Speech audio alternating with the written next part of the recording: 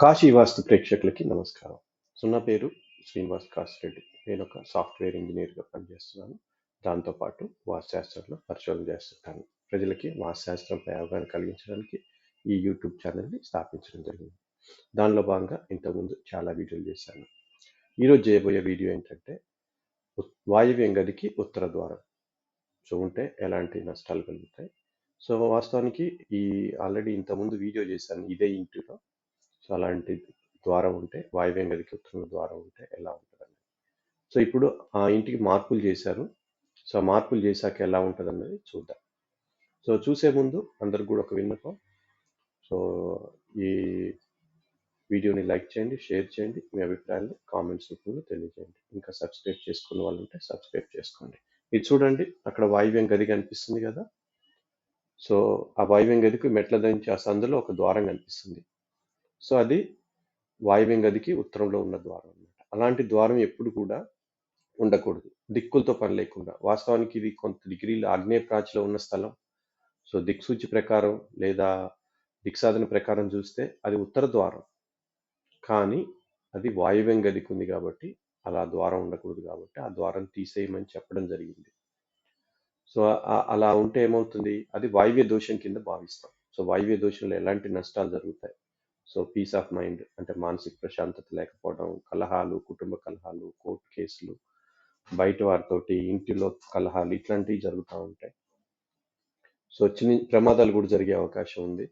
ఇట్లాంటి ద్వారాల వల్ల కొన్ని చోట్ల అది కూడా గమనించాం. మీ చుట్టుపక్కల ఎక్కడైనా ఇట్లాంటి ద్వారం ఉంటే చూడండి, వాయువ్యం గదికి ఉత్తర ద్వారం ఉంటే చూడండి. వాళ్ళలో నేను చెప్పిన లక్షణాలు కానీ నేను చెప్పిన నష్టాలు కానీ కలిగి ఉన్నాయా లేదా తెలుసుకోండి. ఇప్పుడు ఆ ద్వారం తీసేసి అక్కడ ఒక విండో పెట్టుకోమని చెప్పడం జరిగింది. ఇది మార్పులకు ముందన్నమాట. మార్పులు చేశాక ఎట్లా ఉంటుంది అన్నది కూడా నేను చూపిస్తాను. మార్పులు కూడా చేశారు, ఆ వీడియో కూడా నాకు పంపించారు. అది లోపల నుంచి మళ్ళీ బయట నుంచి కూడా ఆ వీడియో చూపిస్తాను మీకు.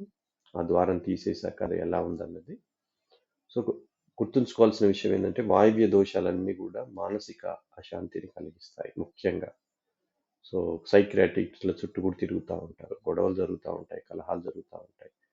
వాటన్నిటిని మీరు అవాయిడ్ చేయాలి అంటే వాయువ్య దోషాలు లేకుండా చూసుకోండి. ఇలాంటి ద్వారం కూడా ఒక వాయువ్య దోషం కింద భావిస్తాం మనం. అంటే ఉత్తరం గదికి వాయువ్యం గదికి ఉత్తర ద్వారం.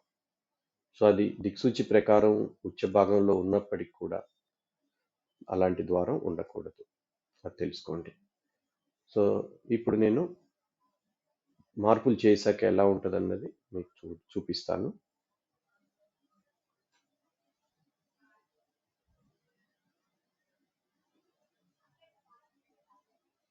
ఇప్పుడు చూడండి, ఇది అదే ఇల్లు మళ్ళీ. మార్పులు చేశారు. ఉత్తర ద్వారం, ఉత్తరంలో గేటు, ఉత్తరం ద్వారం. ఈశాన్యంలో కూడా పిల్లర్ కొంచెం మాడిఫై చేయమని చెప్పాను. దాన్ని ఒక ఆర్చ్ లాగా చేయమని చెప్పాను. అది కూడా అడిషనల్గా. ఇప్పుడు చూడండి, కిటికీ కనిపిస్తుంది ఎడమవైపు ఆ మెట్ల మధ్యలో సందులో.